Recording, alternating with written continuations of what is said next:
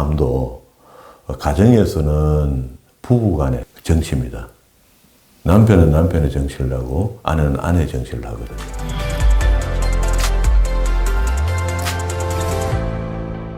오늘도 하나님께서 저와 여러분을 주신 말씀은 사무엘하서 18장 1절 이하의 말씀을 통하여 그 일 후에 생긴 일들을 보라 하시는 말씀의 제목으로 하나님의 말씀이 선포될 때에 하나님의 목적, 하나님의 계획, 하나님의 뜻이 잘 들려져서 그 말씀에 순종할 때 주시는 참 복을 마음껏 누리시는 저와 여러분 되기를 주의 이름으로 축원합니다. 그 일 후에 이 일이 있느니라.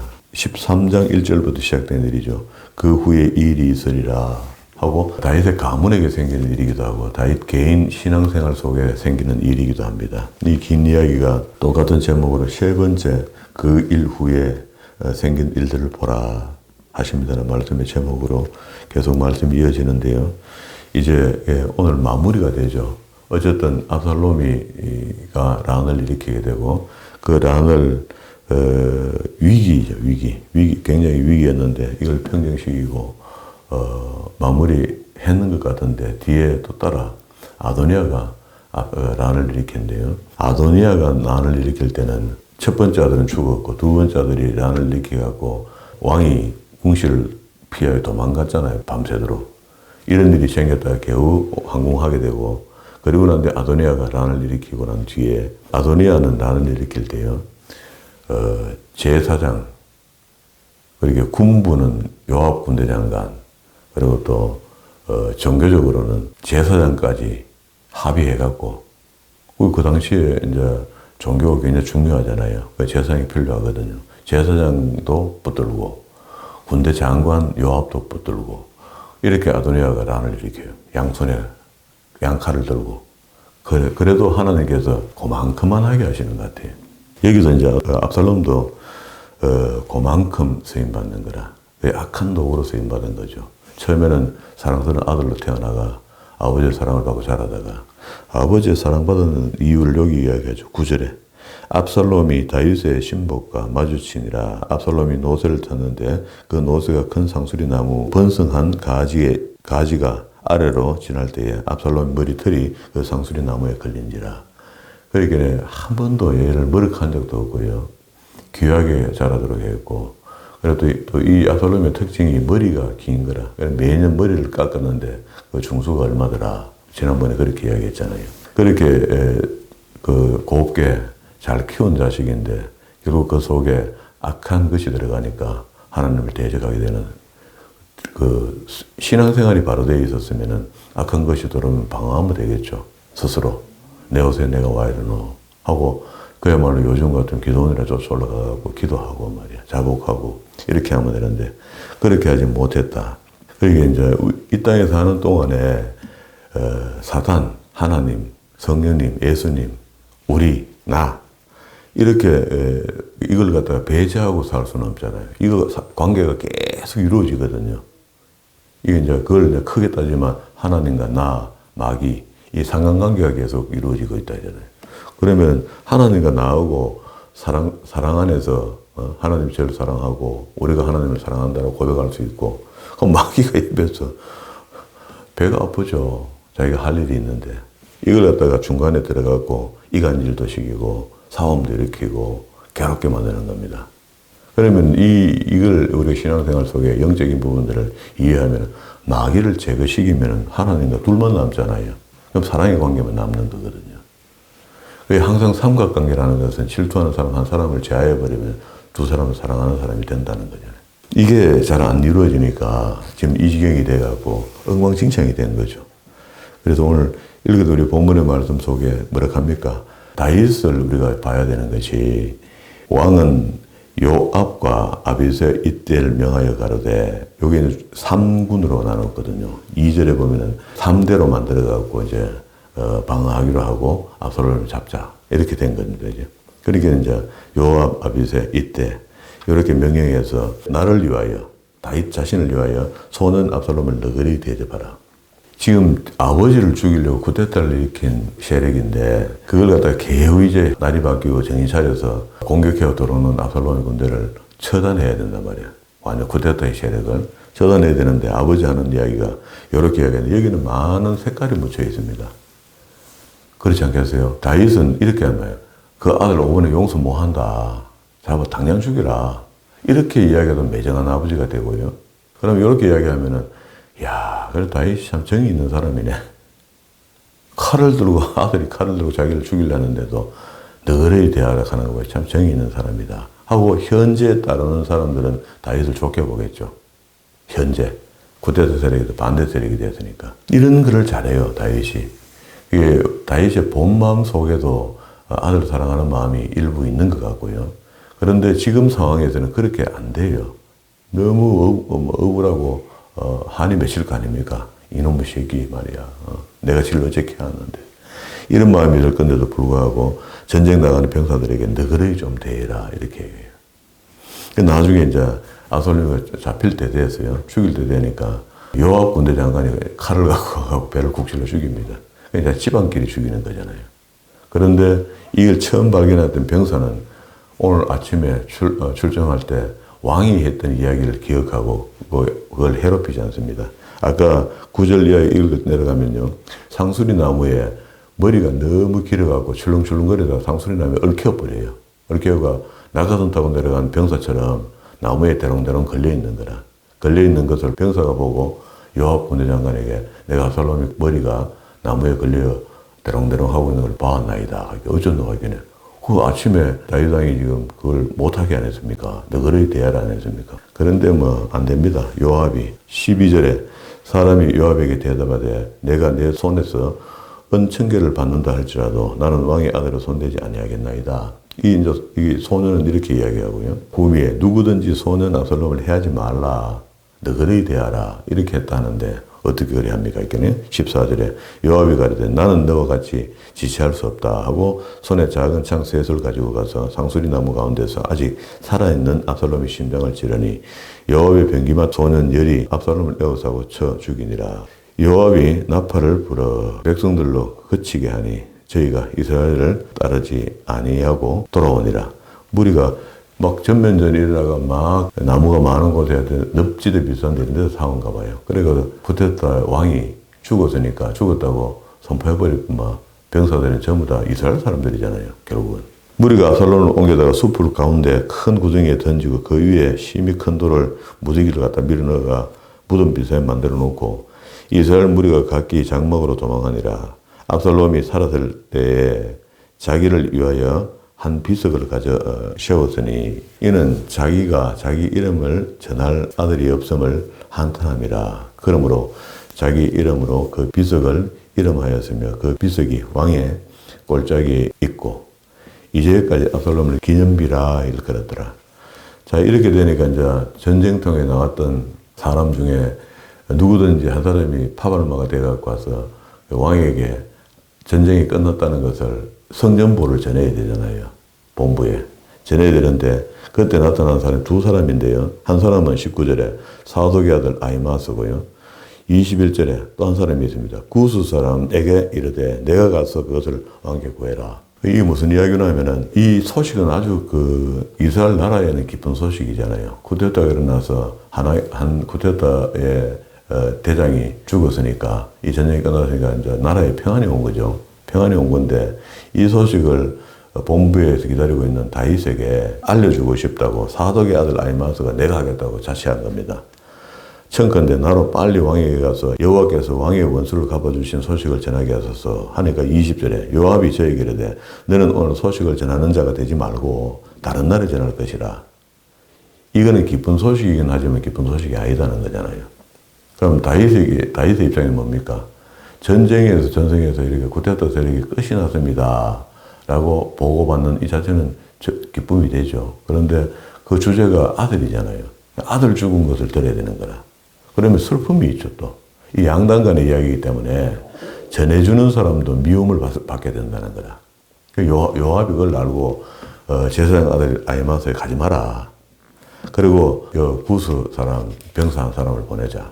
21절입니다. 사람에게 이르되 내가 가서 본 것을 왕께 구하라 하며 구스 사람이 요압에게 절하고 다름질하여 가니 사독의 아들 아히마스가 다시 요압에게 이르되 청컨대 아무쪼록 나로 또한 구스 사람 뒤를 따라 다름질하게 하소서 같이 보내달라는 거라. 요압이 가로되 내 아들아 왜 다름질하려느냐 이 소식으로 인하여 는 상을 받지 못한다 하되 제가 아무쪼록 다름질하겠노라 하는지라. 요압이 가로되 그러하라 하니 아히마스가 들길로 다름질하여 구스 사람보다 앞질러 지름길로 앞질러 막 가요. 그러니까 이때에 다윗이 두 문 사이에 앉았더라. 소식을 기다리고 있는 거죠. 그래서 파수꾼이 성루에 올라가서 달려오는 두 사람을 보게 됩니다. 어떤 사람이 홀로 다름질하는지라 파수꾼이 외쳐 왕께 고하되 왕이 가로되 저가 만일 혼자면 그 입에 소식이 있으리라 할 때에 저가 차차 가까이 오니라. 파수꾼이 본즉 또 한 사람이 뒤에 다름질하고 오고 있는데 문지기에게 외쳐 이르되 보라 한 사람이 혼자 다름질한다. 저쪽에 두 사람이 오고 있다. 이렇게 이야기를 하니 파수꾼이 가로되 나 보기에는 앞선 사람의 다름질이 사독의 아들 아히마스의 다름질 같다. 이렇게 이야기를 합니다. 왕이 가로되 저는 좋은 사람이니 좋은 소식을 가져오리라. 왕이 그렇게 이제 짐작을 하는 겁니다. 그런데 아히마스가 외쳐 왕께 말씀하되 평강하옵소서 하고 왕의 앞에서 얼굴을 땅에 대고 절하여 가로되 왕의 하나님 여호와를 찬양하리로소이다. 그 손을 들어 내주 왕을 대적하는 자들을 붙여주셨나이다. 그게 왕이 가로되 손은 압살롬이 잘 있느냐 묻죠. 내 아들. 그게 아히마스가 대답하되 요압이 왕의 종 나를 보낼 때 크게 소송하는 것을 내가 보았는데 무슨 일을 본지는 모르겠다. 이렇게 말을 돌려야 해요. 사실 죽은 거 알잖아요. 못하였나이다. 그게 물러가서 곁에서 있는데 뒤에 허겁지겁 구스 사람이 이르러 고하되 내 주 왕께 보할 소식이 있나이다. 여호와께서 오늘 왕에 대적하던 모든 원수를 갚으셨나이다. 왕이 구스 사람에게 묻되 소년 압살롬이 잘 있느냐. 관심사는 다윗은 오직 이겁니다. 이기나 지나도 중요하지만 구스 사람이 대답하되 내 주 왕의 원수가 일어나서 대적하는 자들이 다 소년같이 되기를 원하나이다. 이 소리를 듣는 순간에 죽었다는 이야기잖아요. 그 병소도 그들을 이끄는 병소도 죽고 왕도 죽었다는 이야기입니다. 왕의 마음이 심히 아파 문 위에 올라가서 우니라. 제가 올라갈 때에 말하기를 내 아들 압살롬아 내 아들 압살롬아. 진짜로 연극을 해도 이렇게 잘할 수도 없고요. 진짜 가슴이 아프기도 하고 그래서 막 펑펑 웁니다. 내 아들 압살롬아 너를 대신하여 자기가 죽었으면 좋았을 뻔했겠다 하고 막 압살롬 내 아들 압살롬 하고 막 슬픔에 빠져가 엉엉 웁니다. 그러니까 전쟁에 나갔던 요압의 군대가 이제 다 돌아오잖아요. 다시 돌아오는데 보니까 왕이 막 울고 있는데 먼저 도착한 일진들이 그 왕이 울고 있는 거 보니까 성전을 했는데 기쁨을 맛보지 못하고 왕이 울고 있으니까 전부 다 죄인처럼 돼갖고 지켜보고 기다리고 서가 있는 겁니다. 그게 이제 딴 사람들이 아무 말도 못합니다. 뭐하는데 요압 군대 장관이 한다는 얘기 19장 5절입니다. 집에 들어가 왕에게 말씀하되 왕께서 오늘 왕의 생명과 왕의 자녀의 생명과 처첩들의 생명을 구한 모든 신복들의 얼굴을 부끄럽게 만드시니 이는 왕께서 미워하시는 자는 사랑하시며 사랑하는 자는 미워하시고 오늘 장관들과 신복들이 멸시하심이 나타나심이라. 오늘 내가 깨달았으니 만일 압살롬이가 살고 오늘 우리가 다 죽었다면 왕이 마땅히 기뻐하실 뻔 하였나이다 하고 말을 직언을 해버려요.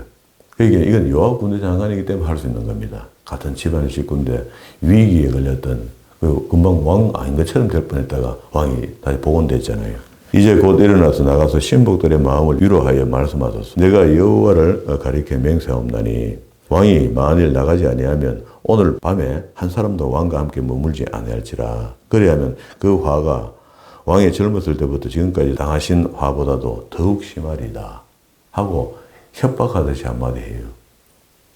이러니까 다윗은 또 정치력이 있잖아요. 그냥 툭 틀어도 일어납니다. 그냥 돌아가요. 아무것도 아닌 것처럼. 이게 다윗입니다. 그러니까 압살롬이 죽은 것이 기쁘기도 하고 슬프기도 한데 막 마음이 막 교차되고 있잖아요. 교차되고 있는 가운데 이 성전문을 전해주는 사람이 한 사람은 아주 지혜롭게 전했고요. 성전 한 것만 전했고 아들 죽은 거는 못 봤습니다. 함성을 들어보니까 우리가 이긴 것 같습니다. 이렇게 제사장 아들 아히마스가 전했고요. 구스 사람은 이방 사람이니까 그냥 정상적으로 병사의 일을 자기가 한 거죠. 미운털이 박혀도 그거는 뭐 크게 미운털 박힐 것도 없습니다. 자기 할 일을 했으니까. 자, 그리고 난 뒤에 다윗이 그 이야기를 듣고 우는 게 좋겠습니까? 안 우는 게 좋겠습니까? 둘 다가 필요합니다. 그 이제 우리가 생각하기는 한쪽의 감정에 치우쳐가고 자기 감정을 다 드러내보면요. 그 감정을 그대로 받아들인 쪽에서 오해하든지 말든지 둘 중에 하나 또 벌어지게 되거든요. 양하겠습니까? 군대 따라왔던 군인들이 다윗 참 진짜 매정하다. 아들 죽은데도 저렇게 척하노 말이야. 이렇게 핀잔하면서 다윗을 감정할 수 있거든요. 그런데 다윗이 막 내 아들 압살롬하고 막 통곡을 하고 있으니까 그 나머지 신하들이 전부 그걸 지켜보고 기다리고 있는 쪽이었고 그걸 만류하는 사람이 집안인 요압 군대 장관이 그걸 만류하면서 거의 협박하듯이 이야기를 했죠. 한 사람도 안 따라가고 다 이제 당신하고 결별할 거다. 이렇게 하니까 다윗이 방법이 있습니까? 8절에 왕이 일어나 성문에 앉아서 호기 모든 백성에 구하여 왕이 문 앞에 앉아 계시다 하니 모든 백성 왕 앞으로 나왔습니다. 이스라엘이 이미 각기 장막으로 도망하였다. 그 전쟁은 평정됐고 다윗이 조금 전까지는 내 아들 압살롬하고 통고가 땅을 치고 울고 있는데 그저 아무도 말도 못 걸고 보고도 못하고 있다가 요압이 독한 소리를 해주니까 정신을 버텨 새로 다시 돌아왔다. 아니, 원래 그렇게 쇼맨십이죠. 둘 중에 하나일 겁니다. 그리고 난 뒤에 이제 다윗이 승리했으니까, 이 승리도 슬픈 승리죠. 아들이 죽었으니까. 그래도 어쨌든 승리했으니까 황궁에서 다시 궁궐로 돌아와야 되는데, 그러면 이제 압살롬이 죽었다는 소식이 왕궁에 듣겼으면 왕궁의 쿠데타 세력도 다윗을 이제 맞이할 준비를 해야 되는 거라, 모든 장로들이. 이스라엘의 모든 지파 백성들이 변론하여 가로되 9절입니다. 왕이 우리를 원수의 손에서 구원하여 내셨고 또 우리를 블레셋 사람의 손에서 구원하셨으나 이제 압살롬을 피하여 나라에서 나가셨고 우리가 기름을 부어 우리를 다스리게 한 압살롬은 싸움에서 죽었거늘 이제 너희가 어찌하여 왕을 도로 모시는 일에 잠잠하고 입 다물고 있냐.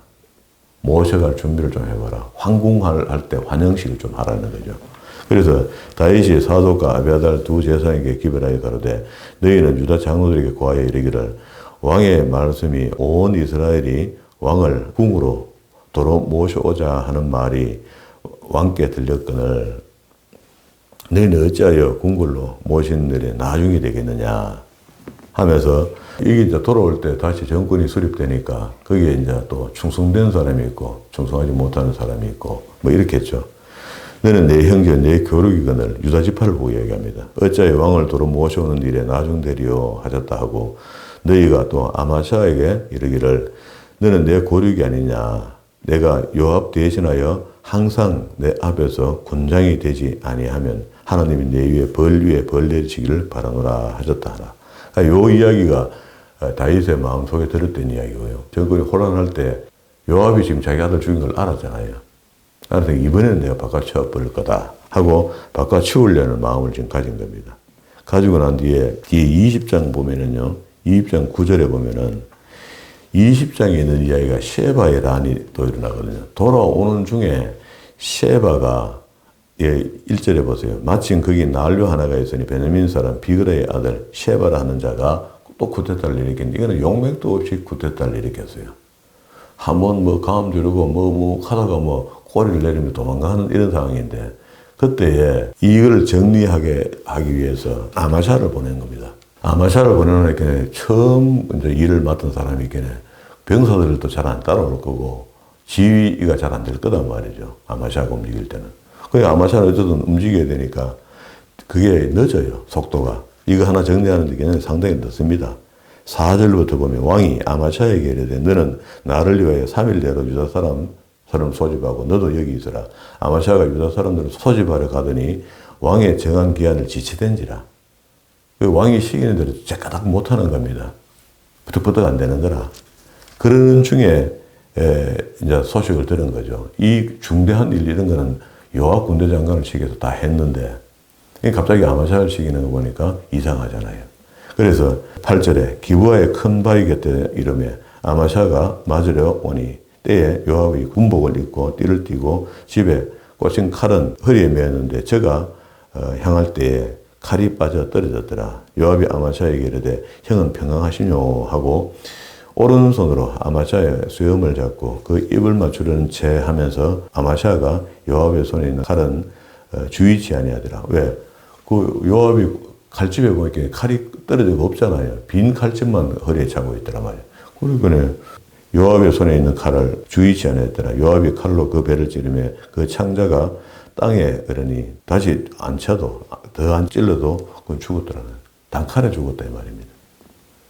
이렇게 죽으면 다윗이 마음으로 아마샤를 군대 장관으로 책봉하려고 딱 준비 딱 해놨는데 이 상황이 어두나잖아요. 이런 엉뚱한 일들이 일어나면서 요압이 아마샤를 안녕하시오 하면서 수염을 내고 배를 찔러 죽여버렸다는 거예요. 그러니까 또 다윗이 얼마나 곤란합니까?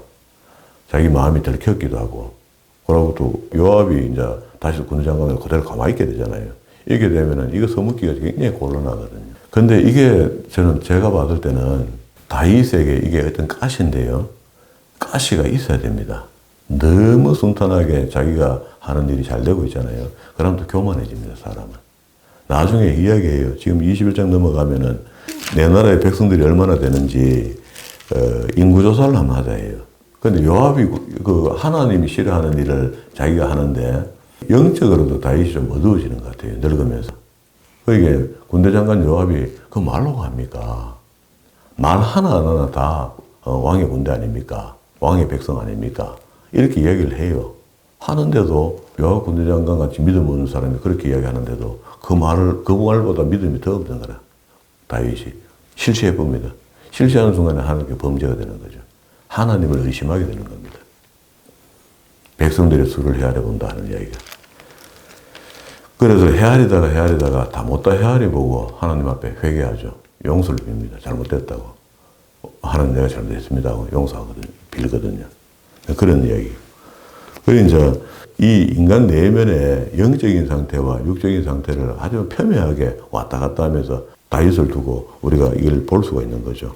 다시 돌아왔습니다. 19장으로 왔습니다. 요압이 들어가서 울고 있는 다윗을 협박하듯이 이야기해갖고 중지시키죠. 중지시키고 난 뒤에 황궁해야 되는데 황궁할 때 유다 지파가 입 다물고 있는 게 되나야? 너희들이 너희 형제 아니냐? 하고 이야기하는 요 이야기 이렇게 이야기할 때 다윗은 이미 아마샤를 마음에 두고 요압이 이걸 제거해야 되겠다 하고 마음을 먹었는데 뒤에 가 보니까 그게 잘 안 되었다는 이야기입니다. 그리고 19장 14절 모든 유다 사람들이 마음으로 일제히 돌리게 하며 저희가 왕께 보내어 가로되 왕은 모든 신복들을 더불어 돌아오소서 한지라. 왕이 돌아와 요단에 이르러 유다 족속이 왕을 맞아 요단을 건너게 하려 길갈로 마중으로 왔습니다. 자, 이때에 돌아오는 다윗, 요단만 건너오면 이제 본 땅에 들어오잖아요. 갈 때 다윗이 영원히 갈 줄 알고 다윗에게 실수한 사람들이 다시 수정이 돼야 되니까 한번 보세요. 심의가 제일 급합니다. 갈 때 뭐 꺼져라 가거라 하고 막 계속 따라오고 돌 던지고 잘못했으니까 왕이 돌아오니 가만 놔두겠습니까?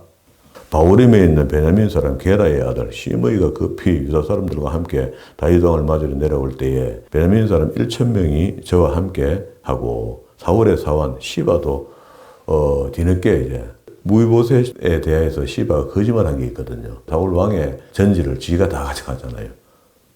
다윗이 무이보셋이 배신한 걸로 하고 그 시바에게 상을 줬잖아요. 그 시바도 이제 거짓말 들킬 파이잖아. 이 두 사람이 다급한 거라.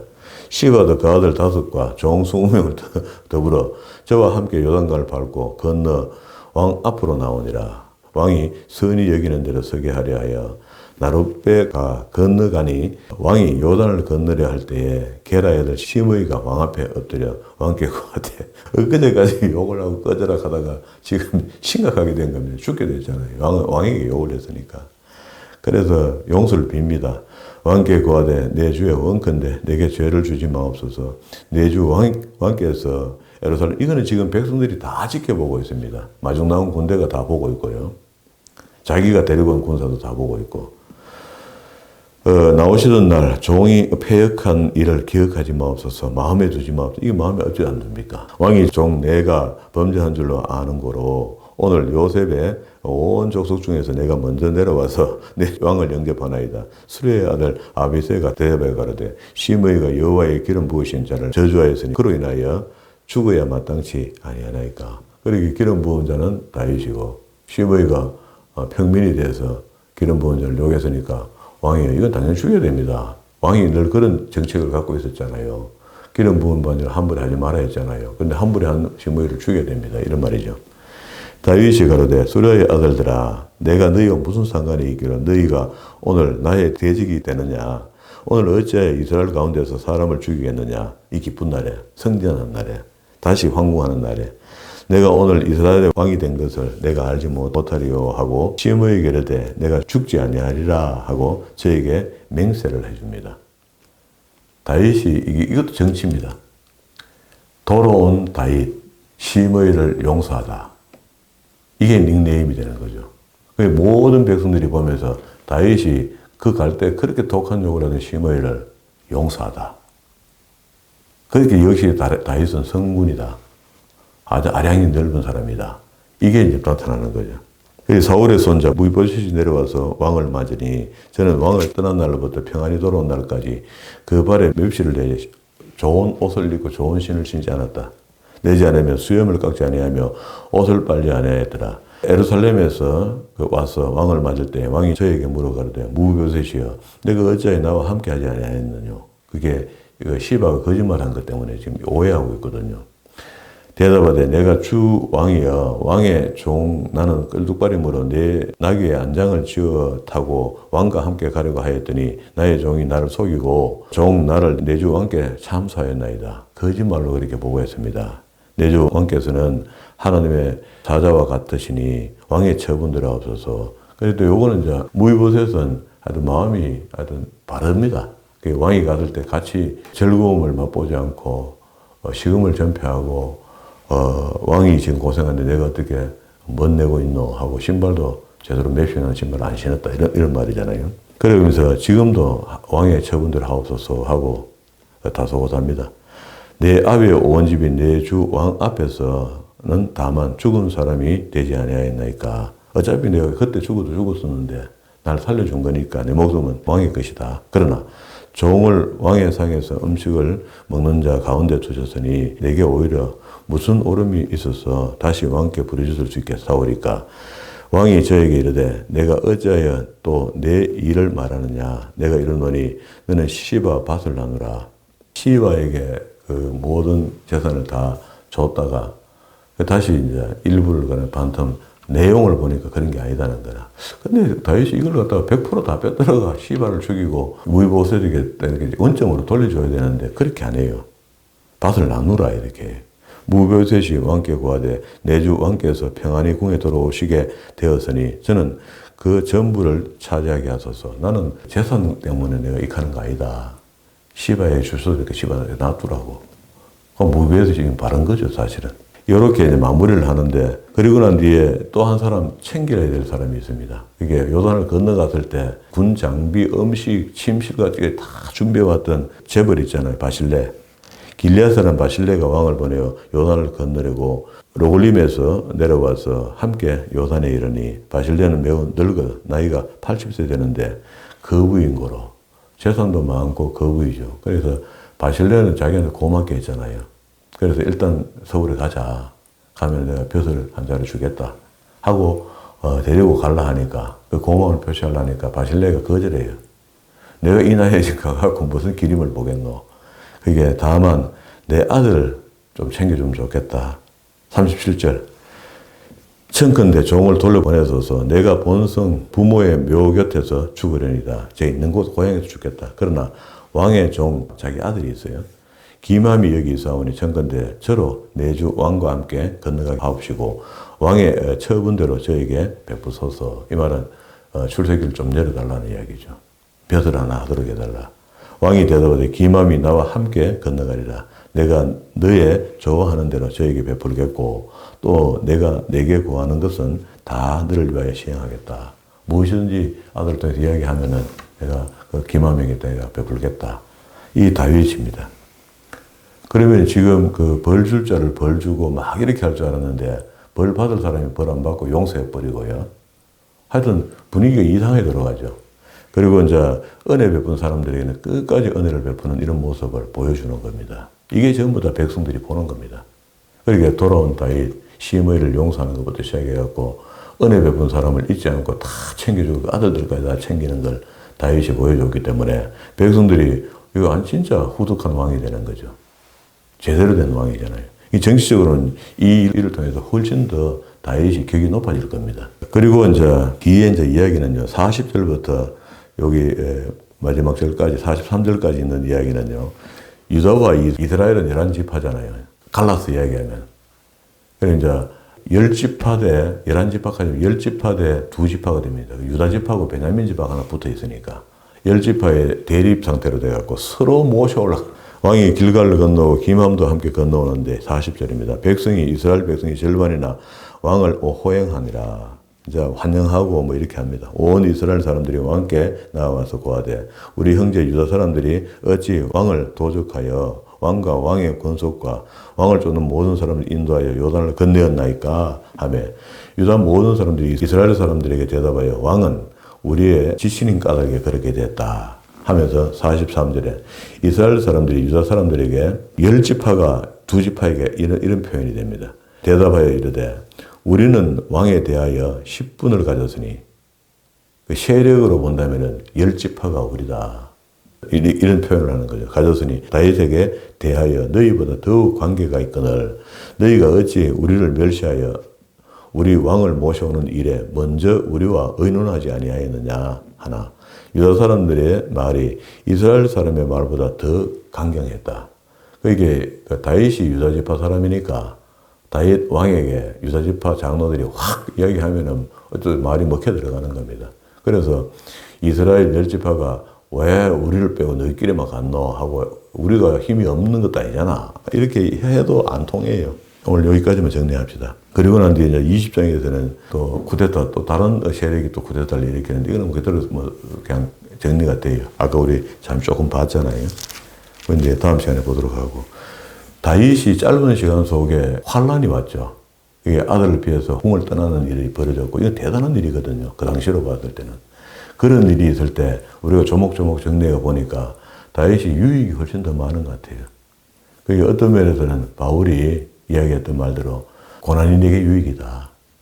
물론 뭐 신앙적인 고난과 여기 좀 섞여 있어 그런데 다윗이 당했던 이 모든 일들 속에 돌아오면서 나는 정신을 바짝 차리고 이번에는 안 당해야 되겠다. 이렇게 돌아오진 않았지만 그 모든 처신하는 것들 속에 보면은 감각적으로 정치적인 그 힘을 탁탁탁 내고 이렇게 하거든요. 이렇게 하는 게 다윗이라는 겁니다. 지금 우리가 살고 있는 이 삶도 가정에서는 부부 간의 정치입니다. 남편은 남편의 정치를 하고 아내는 아내의 정치를 하거든요. 그 안에서 한 가족을 이루고 있는 자식이 있다면 자식은 또 자식 스스로 자기 혼자 부모에 대해서 정치를 하고 있습니다.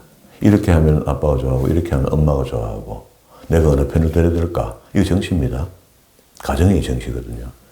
이런 가정에서 이제 밖으로 나오면 사회정치가 되는데 자기가 어디 가든지 뭐 직장에 있든지 뭘 하든지 간에 있는 곳에서 또 정치력을 나타내야 돼요.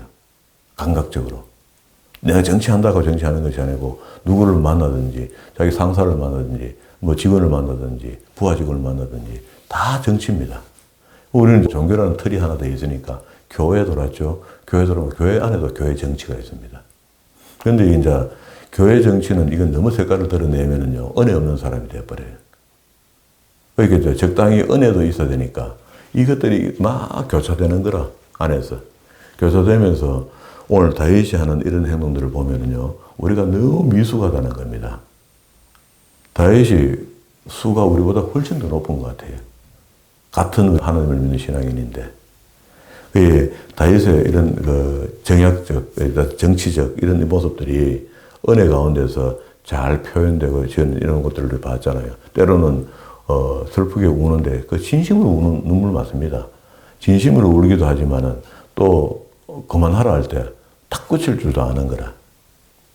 딱 돌아설 줄도 아는 거라. 이런 것이 다윗의 모습입니다. 이런 다윗의 모습들을 물론 오늘 여기에 관계되는 시편을 우리가 찾아서 읽어보면은 다윗의 고백이 하나님 앞에 절절해요. 절절한데 그래도 그걸 뭐 다 시간이라도 다 읽어보지 못하니까 그런데 여기 요 장면 그게 아들이 죽었을 때 다윗이 시편 어떤 시편을 썼으며 이런 것들을 다 찾아가 보면은 참 그 은혜가 됩니다.